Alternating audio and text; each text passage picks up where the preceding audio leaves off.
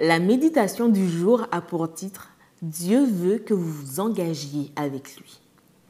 Ce ne sont pas tous ceux qui me disent « Seigneur, Seigneur » qui entreront dans le royaume des cieux, mais seulement ceux qui font la volonté de mon Père qui est dans les cieux.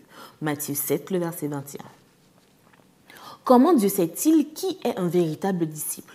Le processus est intéressant parce qu'il nous permet de nous rendre compte que de certaines choses que nous considérons probablement concluantes, Jésus dit qu'elles ne le sont pas du tout.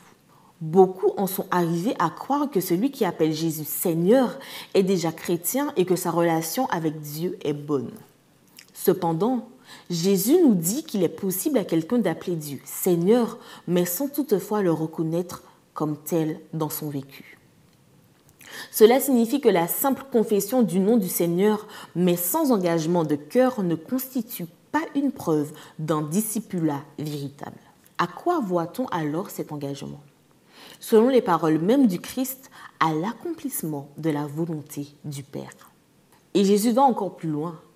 Dans le verset 22, il parle d'individus qui assurent avoir en son nom prophétisé, chassé des démons, fait beaucoup de miracles, et à qui ce jour-là, pourtant, le Seigneur répondra « Je ne vous ai jamais connu ». Matthieu 7, le verset 23. Si nous jugeons aux apparences, n'importe lequel de ces phénomènes suffirait à nous faire considérer ces personnes comme de véritables chrétiens, guidés par Dieu et remplis de sa puissance. Mais, à nouveau, Jésus nous surprend en nous disant que, pour Dieu, ce ne sont pas des preuves de foi. Cela veut dire que des personnes se font appeler prophètes, font des exorcismes, des miracles et des choses spectaculaires, mais sans la puissance de Dieu ni son ordre. Imaginez le pouvoir avec lequel ils font cela. La preuve du véritable discipulat est de faire la volonté du Père. Et pour cela, il faut la connaître. Puisque connaître la volonté du Père est vital, il vaut la peine de se souvenir de ces paroles de Jésus.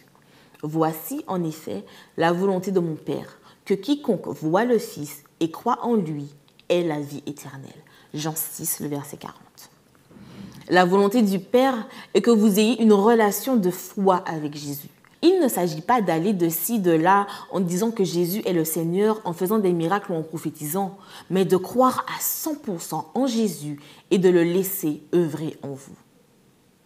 Les actes spectaculaires ne sont pas la preuve d'un véritable christianisme. La véritable preuve se trouve en celui en qui nous croyons et à qui nous obéissons au quotidien. Vous êtes-vous déjà engagé à faire la volonté de Dieu ?